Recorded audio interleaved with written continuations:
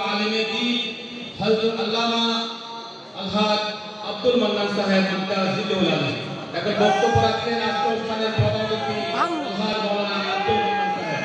নারে তাকবীর, নারে রিসালাত, নারে গাফিয়া, আহলে সুন্নাত ওয়াল জামাত, মাসলাকে আলা হযরত।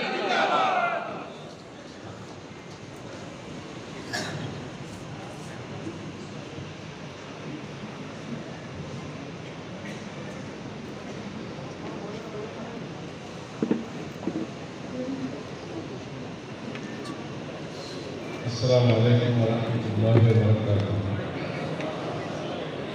نحمده ونصلي ونسلم على نبيه الكريم أما بعد. فقد قال الله تعالى سبحانه في كلامه القديم وفرقانه الحميد. كتب الله في قلوبهم الإيمان وأيدهم بروح منه. صدق الله مولانا العظيم وصدق رسوله النبي الكريم. ونحن على ذلك من الشاهدين والشاكرين الحمد لله رب العالمين. আলা হযরত ফাউন্ডেশন কর্তৃক আয়োজিত আজকে আমাদের শুধু সুন্নি জামাত নয় বরং গোটা মুসলিম জাহানের জন্য মুহসিনে আলম যার এহসান কিয়ামত পর্যন্ত মুসলিম বিশ্ব আদায় করতে আদায় হবে না, সে আলা হযরত রাদিয়াল্লাহু তাআলা আনহু স্মরণে আয়োজিত আজকের এই নুরানি মাহফিলের পরম শ্রদ্ধেয় সভাপতি আলা হযরত ফাউন্ডেশন বাংলাদেশের সুযোগ্য সম্মানিত সভাপতি অধ্যক্ষ আল্লামা বদিউল আলম রেজভী রহমতুল্লাহ আলিয়া, মঞ্চে উপবিষ্ট আছেন এশিয়ার বিখ্যাত দ্বীনি শিক্ষা প্রতিষ্ঠান আহলে সুন্নাত ওয়াল জামাতের বলিষ্ঠ কণ্ঠস্বর বর্তমান সুন্নি মুসলমানদের মর্জা হযরতুল হাজ আল্লামা সৈয়দ আসির রহমান রহমতুল্লাহ আলিয়া, মঞ্চে উপবিষ্ট আছেন আজকে সংগঠিত ব্যক্তি যাকে যিনি ঢাকা বিশ্ববিদ্যালয় থেকে আলা হযরত রাদিয়াল্লাহু আদায় এবং কৃষির উপর গবেষণা করে ডক্টরেট ডিগ্রি লাভ করেছেন জনাব ডক্টর আল্লামা নাসিরুদ্দিন সাহেব। মঞ্চে আরও উপবিষ্ট আছেন আহলে সুন্নাত ওয়াল জামাতের শীর্ষস্থানীয় মুক্তদার উলামায়ে কেরাম, আলোচকবৃন্দ, বাংলাদেশ ইসলামী ফ্রন্ট কেন্দ্রীয় পরিষদের সুযোগ্য সম্মানিত মহাসচিব জনাব আল্লামা এম এ মতিন সাহেব। এভাবে আজকে মাহফিলের এই অনুষ্ঠানে আমন্ত্রিত সম্মানিত আলোচকবৃন্দ, মেহমানবৃন্দ, প্রত্যন্ত অঞ্চল থেকে আগত আহলে সুন্নাতের আদর্শ, বিশেষ করে আলা হযরতের ভক্তবৃন্দ, সবাইকে আবারও আন্তরিক ধন্যবাদ মোবারকবাদ জানাচ্ছি এবং সালাম জানাচ্ছি। আসসালামু আলাইকুম ওয়া রাহমাতুল্লাহ। অনুষ্ঠানের সর্বশেষ প্রান্তে যাই হোক, আজকে এই ধরনের একটি অনুষ্ঠানে আমার মতো নমুনকে প্রধান অতিথি সম্মান দিয়েছেন, তোর জন্য তাদের শুকরিয়া আদায় করছি। সাথে সাথে যুগের চাহিদা অনুসারে বর্তমান যুগে আমরা যাকে অনুসরণ করে প্রকৃত সুন্নি হিসেবে, প্রকৃত মুসলমান হিসেবে আমরা বাঁচতে পারব, সেই আলা হযরত রাদিয়াল্লাহু চিনার এখন বর্তমান যুগের সবচেয়ে বড় চাহিদা এবং দাবি। সেই দাবি পূরণ করার জন্য আলা হযরত ফাউন্ডেশন এই ধরনের একটি অনুষ্ঠান উপহার দিয়েছেন, তার জন্য তাদেরকে আবার আন্তরিক মোবারকবাদ ধন্যবাদ জানাচ্ছি। তো যাই হোক, আজকে আপনারা নিজেরও লক্ষ্য করেছেন অন্যান্য অনুষ্ঠানের অন্যান্য বছরও আল আহমদ ফাউন্ডেশন অনুষ্ঠান আয়োজন করেছেন আল আহমদের স্মরণে। আমি মনে করি আজকের এই অনুষ্ঠানের অনেক স্বাতন্ত্র্য আছে, অনেক বৈশিষ্ট্য আছে। প্রত্যেকটি বিষয়ের উপর বর্তমান যুগে যে সমস্ত ফেতনাগুলো চলছে সেই ফেতনাগুলোকে চিহ্নিত করে বক্তব্য রাখা হয়েছে এবং যোগ্য আলোচক মণ্ডলীকে সেই বিষয়বস্তুগুলো নির্ধারণ করে দিয়ে আলোচনা করানো হয়েছে এবং তারাও মাশাআল্লাহ অত্যন্ত গবেষণাগত আলোচনা আজকে পেশ করেছে। আমরা জানি আল্লাহ শানু এই উম্মতের উপর রহম করে, দয়া করে, মেহরবানি করে হিজরি ত্রয়োদশ শতাব্দীর শেষ ভাগে, চতুর্দশ শতাব্দীর প্রথম ভাগে, বরং ওই শতাব্দী না, বরং বর্তমান শতাব্দী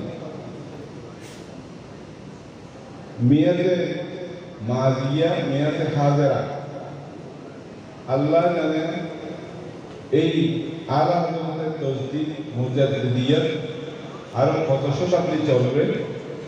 সেই ধরনের একজন মুজাদ্দিদ আল্লাহ পাক আমাদেরকে দান করেছেন, আলহামদুলিল্লাহ। আল্লাহর হাবিব ইরশাদ করেছেন, ইন্নাল্লাহ ইয়াবআসু লিহাদিহিল উম্মতি আলা রাসি কুল্লি মিয়াতি সানাতিন মান ইউজাদ্দিদু লাহা দীনাহা। আমি বক্তব্য দীর্ঘায়িত করব না, শুধু এই হাদিসের আলোকে দুটি প্রয়োজনীয় কথা উপস্থাপন করে আমার বক্তব্য শেষ করব। আল্লাহ পাক জাল্লা শানুহু এই উপমহাদেশের মুসলমানদেরকে কত ভালোবাসেন। আল্লাহর হাবিব সুসংবাদ দিয়েছেন, প্রত্যেক শতাব্দীর মাথায় উম্মতের উপর যে পরিবর্তন আসে, দ্বীন ইসলামের উপর যেই বাতিলের তমসা ঘন ঘটা ছাইয়ে ফেলে ওগুলোকে দুর্বৃত্ত করে পুনরায় আবার ইসলামের সঠিক আদর্শ প্রতিষ্ঠা করার জন্য প্রতি শতাব্দীর মাথায় আল্লাহ পাক একজন মুজাদ্দিদ পাঠান।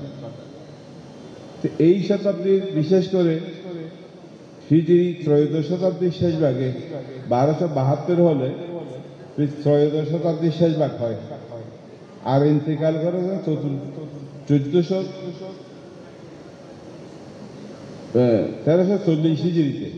তো 1340 হিজরিতে চতুর্দশ শতাব্দীর প্রথম ভাগ হয়। তো ওই শতাব্দীতে আল্লাহ পাক জাল্লা শানুহু মুসলমানদের উপর দয়া করে, মেহরবানি করে আলা হযরত রাদিয়াল্লাহু আনহুর মতো একজন মুজাদ্দিদ আমাদের জন্য পাঠিয়েছেন, আলহামদুলিল্লাহ।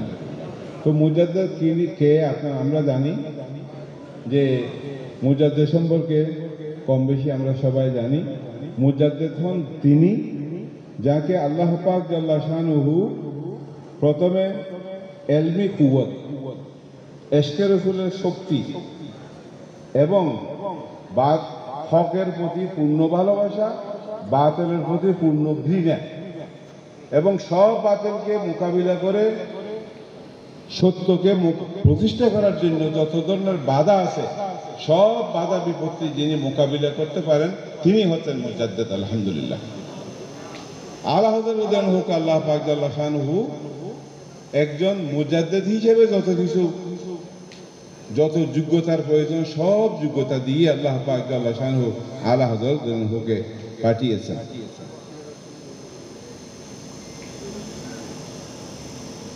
আপনি দেখছেন, আমরা দেখতে পাচ্ছি যেই শতাব্দীর শেষ ভাগে আলা হযরত আবির্ভূত হয়েছেন 60টির উপরে গোমরাহি পাক ভারতে বিরাজ করছিল। মুজাদ্দিদ আলফে সানি দ্বিতীয় হাজারের আলফে সানি দ্বিতীয় হাজারের শুরুতে বাদশাহ আকবর যখন তৌহিদের উপর আক্রমণ করেছিল তখন তার সাথে মোকাবিলা করার জন্য মুজাদ্দিদ আলফে সানিকে পাঠিয়েছে। সেই থেকে আরম্ভ করে আলা হযরতের আবির্ভাব পর্যন্ত দেখবেন যে শানের রেসালতের উপর সবচেয়ে বড় আক্রমণ হয়েছে, এবং সেই সাথে আনুষঙ্গিক যত বাতিল এই যত গুমরাহি ছিল প্রায় সব গুমরাহি এই পাক ভারতে দেখা দিয়েছিল। আলা হযরত কিন্তু দেখছেন যে এই ধরনের বাতিল যে চোখের সামনে আল্লাহ পাক আমাকে পূর্ণ যোগ্যতা দিয়েছেন, সেই যোগ্যতাকে আমি কাজে লাগিয়ে যদি আমি চেষ্টা করি তাহলে নিশ্চয় সব বাতিলের সাথে আমি মোকাবিলা করতে পারবো আলহামদুলিল্লাহ।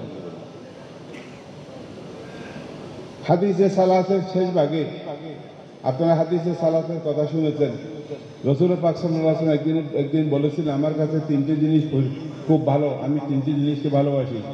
সিদ্দিক আকবর বলেছেন, আমিও তিনটি জিনিসকে ভালোবাসি। ওমর ফারুক বলেছেন, আমি তিনটি জিনিসকে ভালোবাসি। ওসমানের দুজন বলেছেন, আমি তিনটি জিনিসকে ভালোবাসি। আলী কামরাজ বলছেন, আমি তিনটি জিনিসকে ভালোবাসি। হযরত জিবরিল এসে বলতেন, আমি আল্লাহ পাক আমাকে বলতেন, আমি কি দুনিয়াবাসী হলে আমি কোন জিনিসকে ভালোবাসি, কোন জিনিস চিন্তিকে, এবং আল্লাহ পাক বলেছেন আমিও তিনটি জিনিসকে ভালোবাসি। সেটার মধ্যে এক নম্বর হচ্ছে বদরুল ইসতিতাআত ফি সাবিলিল্লাহ, আল্লাহর রাস্তায় যত যোগ্যতা দিয়েছেন ওই যোগ্যতাকে যথাযথভাবে ব্যবহার করা এটা আল্লাহর কাছে সবচেয়ে প্রিয় কাজ। আল্লাহ যখন দেখেছেন যে আল্লাহ পাক তো আমাকে সম্পূর্ণ সব ধরনের শক্তি দিয়েছেন, প্রথমে এলমি কুওয়াত, ইমানি কুওয়াত। আল্লাহ নাম আহমদ মুহাম্মদ কিন্তু আল্লাহ শেষে নামের সাথে সংযুক্ত করেছিলেন আব্দুল মুস্তাফা, এবং শেয়ারের মধ্যে বলেছিলেন খুব তু তো হয় আব্দুল মুস্তাফা, তেরে লিয়ে আমার তুমি তো আব্দুল মুস্তাফা। আব্দুল মুস্তাফার নবীর গোলাম হওয়ার যত যোগ্যতা আল্লাহ পাক তোমাকে দিয়েছে, তো তোমার বয়স কিসের আলাদা? দুনিয়াতেও বয় নাই, আখিরাতেও বয় নাই। এই পাক ভারত মহাদেশে 60-9 বড় যদি গোমরা আসে, আল্লাহ পাক তো তোমাকে যোগ্যতা দিয়েছে, সেই যোগ্যতা কাজে লাগাও। সুতরাং আল্লাহ হযরত নিজেকে প্রশ্ন করে, নিজেকে বিবেচনা করে পূর্ণ ক্ষমতা নিয়ে আল্লাহ হযরত দুনিয়াতে এই বাতিলের শেষে মোকাবিলা করেছেন আলহামদুলিল্লাহ। আল্লাহ হযরত আমাকে ইমানি শক্তি দিয়েছে, আমার ফলককে কাটাও, যদি সম্ভব হয় এটা অপারেশন করো, অপারেশন করে আমার ফলককে 2 টুকরা করো, এক টুকরায় পাবে লা ইলাহা ইল্লাল্লাহ, আর এক টুকরায় পাবে মুহাম্মদুর রাসূলুল্লাহ।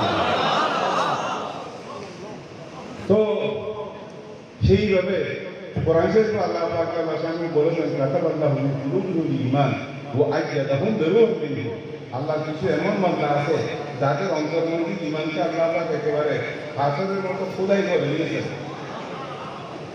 ওয়া আইয়াদাহুম বিরূহিম মিনহু, এবং সেই ঈমানি শক্তি নিয়ে তারা যখন রাস্তায় নামেন তখন আল্লাহ ফেরেশতা দিয়ে জিবরাইল আলাইহিস সালাম দিয়ে তাকে সাহায্য করে।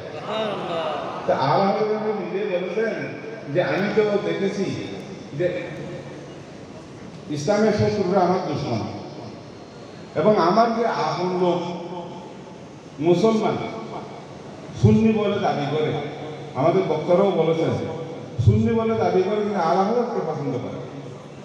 তো এর পেছনে কারণ হলো হাসাদ। আল্লাহকে নাম কেন হয়, আল্লাহকে সম্মান কেন করে? তো কিছু হাসেদিন আছে আর কিছু হচ্ছে দুশ্মন। তো রাসূল পাক সাল্লাল্লাহু আলাইহি ওয়াসাল্লাম এবং দ্বীন ইসলামের যারা দুশ্মন, এরাও বলছেন সেই আল্লাহ বলছেন এক তরফে আগাইদি, এক তরফে হাসেদি। তো বলছেন একদিকে আমার দিনের শত্রুরা আছে, আর একদিনে হাসেদিরা শত্রুরা। বন্দায়ে তামহাশাহা কুম্ভে তো হলো, ইয়া রাসূলুল্লাহ আমি একজন একাকী পড়ে গেছি, কিন্তু আমি সবার সাথে মোকাবিলা করবো। ইয়া রাসূলুল্লাহ আপনার উপর কোটি দরুদ প্রেরণ করে আপনার সাহায্য চাচ্ছি। রাসূল পাক সাল্লাল্লাহু আলাইহি ওয়াসাল্লাম যে সাহায্য করেছেন এবং প্রতিটি পদে আল্লাহ রাসূল সাহায্য করেছেন, আল্লাহর পক্ষ থেকে সাহায্য নিয়ে দিয়েছেন, সেটা পুরোপুরি প্রমাণ আলহামদুলিল্লাহ। আল্লাহ হযরতকে এই যে বাতিলটা মুজাদ্দিদের তদরির বলে, ওয়াহাবিরা হলো মুজাদ্দিদের তদরির। কিন্তু আল্লাহ হযরতকে বানিয়েছেন মুজাদ্দিদে হেদায়েত, তিনি হেদায়েতের মুজাদ্দিদ। আর তিনি আল্লাহ রাসূলের কাছে কত প্রিয়, এটা আল্লাহ হযরতের ওফাত শরীফের ঘটনা দেখেন। এই একটা দুইটা উদাহরণ আমি পেশ করছি। এই বাতিলটা তোমরা যে আল্লাহ হযরত আছে যে আমাদের উপর যে বড় এহসান করেছেন, হাল জাযাউল ইহসান ইল্লাল ইহসান, যারা এহসান করে তারা এহসান স্বীকার করা, সেটাই হচ্ছে মুসলমানের পরিচয়। কিন্তু তোমরা আল্লাহ হযরতকে মেনে না নিয়ে আল্লাহ হেসানকে স্বীকার না করে আল্লাহ হযরতকে দুশমনী করছো। আর বলতো মুজাদ্দিদ তৌহিদ শিরকের ফতোয়া দাও। আল্লাহ হযরত যদি নওয়াজুবিল্লাহ মিন যালিকা মুজাদ্দিদের তদলিল হন, আল্লাহ রাসূলের কাছে প্রিয় না হন, তাহলে ওনার ওফাত শরীফের ঘটনা দেখেন। আল্লাহ রাসূল কয়েকদিনের জন্য ওফাতের সময় অপেক্ষা করেছেন। তার মধ্যে একজন ইমাম বুখারী রাহমাতুল্লাহ, সেটা আপনারা বুখারী শরীফের বিভিন্ন ফতোয়ায় আমাদের উলামায়ে কেরাম মুহাদ্দিসিনে কেরামের কাছে শুনেছেন। সেদিকে আমি যাচ্ছি না, কিন্তু আল্লাহ বলেছেন জামে আশরিয়া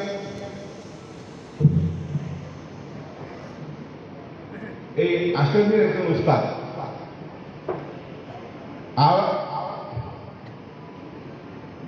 হযরত গরিব নওয়াজ রাদিয়াল্লাহু মাজার শরীফের প্রধান খাদেম দেওয়ান আলেম রাসূল রাহমাতুল্লাহ আলাইহি।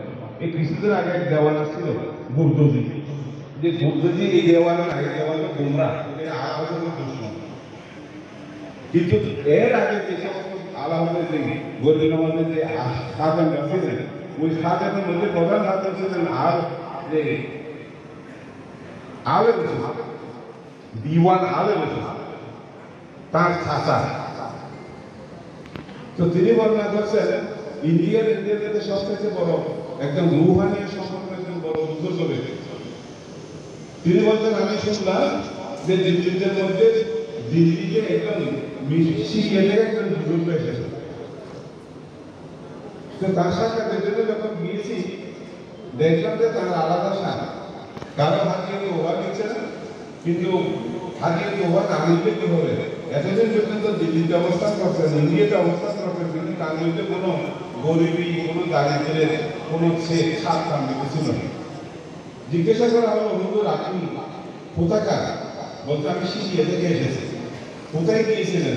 গিয়েছিলাম বেরেলি শরীফে গিয়েছিলাম, কিন্তু বড় আশা নিয়ে দুনিয়াতে এখানে এসেছিলাম, কিন্তু আশাটা পূর্ণ হলো না। তো কি আশা নিয়ে এসেছিলেন? বলতে একদিন আমি সরকার স্বপ্ন দেখলাম যে হুজুর পাক সাল্লাল্লাহু আলাইহি ওয়াসাল্লাম মজলিসে সমস্ত সাহাবায়ে কেরাম নিয়ে হুজুর অপেক্ষা করছে। অবস্থা পরিপ্রেক্ষিতে আমি দেখলাম যে কারো জন্য অপেক্ষা করা হচ্ছে। আমি সাহস করে আরজ করলাম ইয়া রাসূলুল্লাহ, কারো জন্য অপেক্ষা করা হচ্ছে? তিনি বলেছিলেন আহমদ রেজার জন্য অপেক্ষা করছে। উনি বলতেন আমি সেই গেলেও কিন্তু আহমদ রেজাকে আমি চিনি না। ইয়া রাসূলুল্লাহ আহমদ রেজা কাকে? কত বেরিয়ে এসেছে ওই বেরিয়ে বাসা। এবার বলছেন আমি আমার ঘুমে গেল, ঘুম ভাঙার পরে আমি সময় নিলাম আহমদ রেজা কাকে? ভারতের মধ্যে খবর পেলাম যে আহমদ রেজা ভারতের মধ্যে সবচেয়ে বড় সবাই হযরত, আর ইনি হচ্ছেন আলা হযরত। এই আলা হযরতের সন্তান আমি বের হয়েছি আর শুনতে পেলাম উনি এখন জীবিত। কারণ আলা হযরত যদিও যে 25 সফর 1340 ইসি, যদিও তিনি ভারতে ইন্তিকাল করেছেন, কিন্তু তার ওফাতের খবর আগে পৌঁছায়নি। তো এই আশা নিয়ে আমি মনে করছিলাম আলা হযরতের সাথে আমি সাক্ষাৎ করবো, সেই আশা নিয়ে আমি সেই থেকে এসে এখানে এই প্রথমে রেলিগেশন গিয়েছি, ওখানে সংবাদ পেয়েছি যে আলা হযরত ওফাত গ্রহণ করেছেন। এবং ওফাতের তারিখ যখন আমি জিজ্ঞাসা করেছি দেখলাম যে 25 সফর 10 সাবান, হ্যাঁ 25 সফর 1340 হিজরি উনি ইন্তেকাল করেছেন। কোন সময় ইন্তেকাল করেছেন? ওই সময় মিলিয়ে যখন দেখেন ওনার মুখে যে যেই সময় আমি সরকার আপন দরবারে আলিয়ে যে সাহাবায়ে কেরামকে নিয়ে যার জন্য অপেক্ষা করছিলেন, তিনি ওই সময়টাই হচ্ছে আলা হযরতের ওফাতের সময়। রাসূল পাক সাল্লাল্লাহু আলাইহি ওয়াসাল্লামের কাছে যদি মকবুল না হন, তিনি কত মকবুল। আর তো কোন সাহাবায়ে মুজাদ্দিদের তৌহিদ বলছেন। তোমাদের সব পুকুরি ধরে দিয়েছে বলে, তোমাদের সব গুমরাহি চিহ্নিত করেছেন বলে, তো তোমাদের সেই দূরভিসন্ধি, তোমাদের সেই চক্রান্ত মানুষের কাছে এখন স্পষ্ট হয়ে গিয়েছে। সরকার অনেক সৌভাগ্যবান ব্যক্তিকে সরাসরি সাক্ষাৎ দিয়েছে। আমাদের ডক্টর সাহেব, ডক্টর নাসিরুদ্দিন সাহেব এক জীবনে বলেছেন যে রসুল্লাহ সাল্লাল্লাহু নাচ করতে করতে সরকার সামনে সরাসরি আল্লাহ রসুলের সাক্ষাৎকারী পেয়ে গেছে। ওই যে সর্বপ্রথম আমাদের এখানে আলহামদুলিল্লাহ আজকে এই আল্লাহ হযরত ফাউন্ডেশনের এই সভা, এই যে বিশেষ করে আল্লাহ হযরতের সভার মধ্যে দুটি বৈশিষ্ট্য থাকে, একটি হচ্ছে আলোচনা, আরেকটা হচ্ছে নাচের বৈশিষ্ট্য। তো আলহামদুলিল্লাহ বিভিন্ন বছর পর ওই সাংস্কৃতিক অনুষ্ঠান হিসেবে আলাদা অনুষ্ঠান করা হয়। এসব অনুষ্ঠান আলাদা করে না হলেও ওই বক্তৃতার ফাঁকে ফাঁকে এই নাচের অনুষ্ঠানগুলো পরিবেশন করা হয়েছে। এটা আল্লাহ প্রতি আল্লাহ তাআলার যে স্মরণ সভার যে সার্থকতা, সেই সার্থকতা প্রমাণিত হয়ে গেছে আলহামদুলিল্লাহ। তো আমাদের নওশাদ সাহেব যে ও সোয়ে লাদার ফেরতে হ্যাঁ, যে এই আল্লাহর প্রশিক্ষণ সে এটা করেছেন। আমি একটা ওই ব্যাখ্যা গ্রন্থে পেয়েছি যে আমাদের ডক্টর নাসিরুদ্দিন সাহেব বলছেন যে ওইগুলো শেয়ার করেছেন, কিন্তু আমি যেতে পেয়েছি ওখানে পেয়েছি দেখি যে ও সোয়ে লাদার ফেরতে হ্যাঁ, ওই শেয়ারটা আল্লাহ হযরত যখন সরকার দেওয়ার জন্য গিয়েছিলেন, বলছেন অনেক চেষ্টা করেছি, অনেক মোরাকাবা করেছি, জিয়ারত করেছি, কিন্তু আল্লাহর নবী সাক্ষাৎ হয়নি। তখন এই শেয়ারটা পড়তে শুরু করলাম। সুবহানাল্লাহ। পড়তে শেষে তুঝসে কুত্তে হাজার করতে हैं, তুঝসে মানে তুঝসা, তোমার মতো। আর বলতেন এই আমার দাদা তোমার খবর কে নেই, একটু আবদার করে বলছিল তোমার খবর কে নিবে, তোমার মতন হাজার হাজার কুকুর এখানে কুকুর দরবারের কুকুর ফিরছে, আমি একটা কুকুর হিসেবে ইয়া রাসূলুল্লাহ আপনার দরবারে ফিরছি, আপনি মেহরবানি করে একটু দেখা দিলেই আমার মেহরবানি।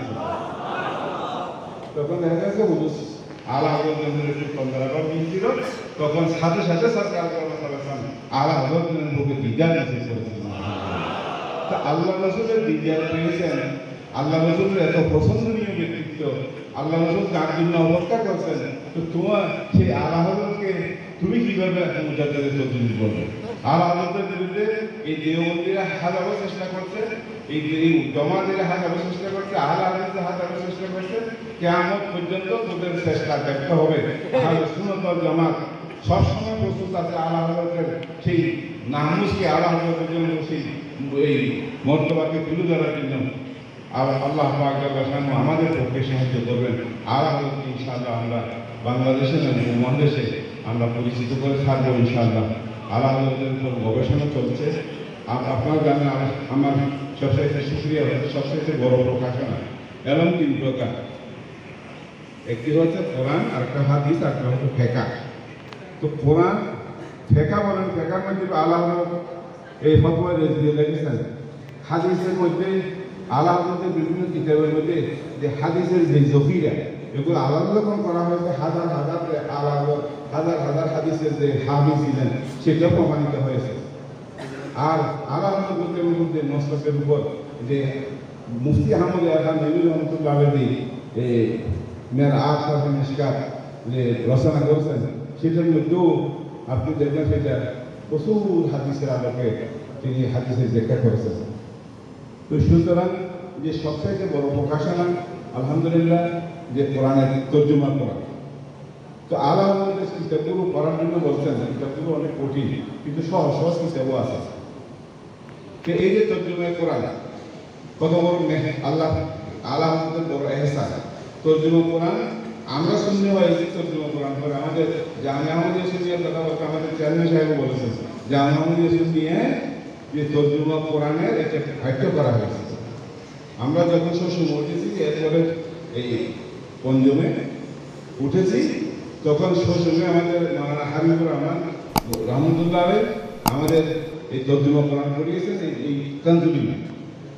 পঞ্চমে যখন উঠেছি হযরত দায়ুসাহ রহমতুল্লাহ আমাদেরকে কাঞ্জুলিমান করিয়েছেন। সেই কাঞ্জুলিমান পড়তে পড়তে আলহামদুলিল্লাহ সুন্নিয়তের সাথে আমাদের পরিচয় হয়ে গেছে এবং এখনো পর্যন্ত যেখানে আলা হযরত সেই দীক্ষাগুলো করানো হয় তখন দেখবেন যে ওই মাদ্রাসার সুন্নি ছাত্র এবং অন্য মাদ্রাসার সুন্নির মধ্যে আকাশ পাতাল ব্যবধান। তো কাজীমান সাথে রাখবেন নুরুল ইসলাম এগুলো আমাদের হুজুর কথা দোয়া করেছেন সেই হিসেবে এগুলো এসে গেছে। আলা হযরতের অন্যান্য প্রকাশনাগুলি আলহামদুলিল্লাহ আমরা আরও একটা সুসংবাদ দিচ্ছি। আগামী গত বছর আপনারা জানেন এই যে 21শে মেলার সময় আমাদের একটা বুক স্টল নেওয়া হয়েছিল আঞ্জুমানুর রহমানের পক্ষ থেকে। আমাদের প্রচুর প্রকাশন আলহামদুলিল্লাহ এই পর্যন্ত 50-এর মধ্যে আঞ্জুমান রিসার্চ সেন্টারের মাধ্যমে বা আমাদের অন্যান্য ওলামা ইকরামের লেখার মাধ্যমে যে যে বইগুলো প্রকাশিত হয়েছে ওগুলো দিয়ে আমরা বই মেলা করেছি। ওখানে যথেষ্ট দাবি দাওয়া এসেছে যে এই বিষয়বস্তুর কিতাব বই পুস্তক প্রকাশ করা হোক। আমাদের চেয়ারম্যান সাহেব আছেন, আমাদের যে সিনিয়র ভাইস প্রেসিডেন্ট আমাদের মহসিন সাহেব আমি শাসক ছিলেন। তো তখনই ওয়াদা দেওয়া হয়েছিল যে আগামী বছর ইনশাআল্লাহ বই মেলা আসার আগে আগে প্রচুর পরিমাণ প্রায় 70 বই যাতে পাঠক সমাজের কাছে আমরা উপহার দিতে পারি সেই চেষ্টা আমরা করে যাবো ইনশাআল্লাহ।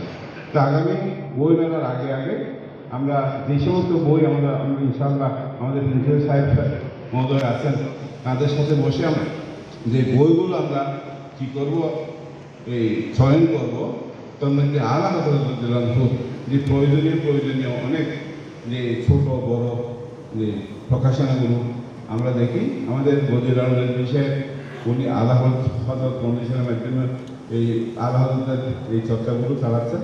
ইনশাআল্লাহ আঞ্জুমান রহমানিয়াত এবং জামে আহমদিয়া সিলসিলাতে এগুলো আলা হযরতের এই নিবেদিত আছে তো যাতে আমি পরিশেষে আপনাদেরকে এই আহ্বান জানাবো আলা হযরতের জিজ্ঞাসা করেন দেখবেন নিজেও সুন্নি হয়ে যাবেন এবং বাচ্চাদের সাথে মোকাবিলা করার জন্য কোনো অসুবিধা হবে না। আলা হযরত এমন একটি ব্যক্তিত্ব তিনি একটা মানদণ্ড। ওই দুবাইয়ের শেখ আমাদের শেখ আব্দুল মুনিম উনি জামিয়া ছাত্র, উনি ওখানকার ওয়াকাফের অফিসার ছিলেন।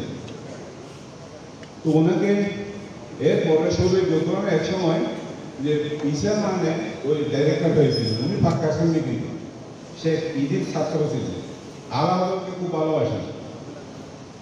তো উনি যখন ক্ষমতায় বসছেন তো ওয়াহাবিরা আরো সরাসরি হয়ে গেছে। ওয়াহাবিরা ওনার মন্ত্রী যে বসে ওই নিজেকে বড় বড় সুন্নি পরিচয় দিতে চায়। তো একদিন শেখ আব্দুল মুনিমকে ডেকে এই ঈশা মানে বলছেন আব্দুল মুনিম শুনো আমি তো দেখছি সে পাক্কা ওয়াহাবি, সে আমার থেকে কিছু ফায়দা উঠানোর জন্য ফায়দা গ্রহণের জন্য সে নিজেকে সুন্নি প্রকাশ করে। তুমি একটা আমাকে মানদণ্ড ঠিক করে দাও, আমি এই সুন্নি এই বানোয়ার সুন্নি আর আসল সুন্নির মধ্যে পার্থক্য কীভাবে করবো। তো শেখ আব্দুল মুনিম বলেছিলেন আপনি একটা কাজ করবেন, আপনি আলা হযরতের নাম তার সামনে নেবেন, তারপর তার চেহারার দিকে দেখবেন। তার চেহারা যদি হাস্যাস হয়ে যায় সুন্নিরা আলা হযরতের নাম মধ্যে খুশি হয়ে যায়, আর যদি তার চেহারা কালো হয়ে যায় মনে করবেন সে ভালো। আলা হযরত ঠিক একটা মানদণ্ড। আমাদের এখানেও যারা বানোয়ার সুন্নি আছে এদের সামনে যদি আপনি আলা হযরতের কথা বলেন, মস্তকে আলা হযরতের কথা বললেন তাদের খারাপ লাগে। তো এটা কিন্তু আলা হযরতের মানদণ্ড হিসেবে গ্রহণ করেন, আলা হযরতের কিতাবগুলোকে আমাদের দিশের হিসেবে গ্রহণ করেন, মস্তকে আলা হযরতকে আমরা মহব্বত করি। ইনশাআল্লাহ বাদে দুনিয়া আমাদেরকে দুনিয়া পুরো বাতিলের হ্রাস করতে পারবে না, বরং বাতিলের সাথে সফল মোকাবিলা আমরা করতে পারবো। আল্লাহ